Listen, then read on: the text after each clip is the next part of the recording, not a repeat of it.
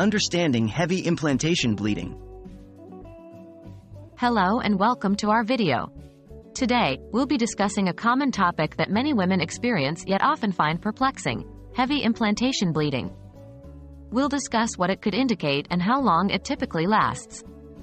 Implantation bleeding is a small amount of spotting or bleeding that some women experience shortly after becoming pregnant. What is implantation bleeding? Implantation bleeding is light spotting that typically occurs about 6 to 12 days after conception. As the fertilized egg implants itself into the lining of the uterus, a small amount of blood can be shed, leading to this spotting. It's usually lighter in color than menstrual blood and lasts for a short period. It's important to note that not all women experience implantation bleeding. What could heavy implantation bleeding indicate? Heavy implantation bleeding is unusual and it can sometimes be a cause for concern. While light spotting is a common early pregnancy symptom, heavy bleeding may indicate issues such as an ectopic pregnancy or a miscarriage. 1. Ectopic pregnancy. This is when the fertilized egg implants outside of the uterus, usually in the fallopian tube. Heavy bleeding can be a symptom of an ectopic pregnancy. 2. Miscarriage. Heavy bleeding, especially when accompanied by pain and cramping, could also indicate a miscarriage.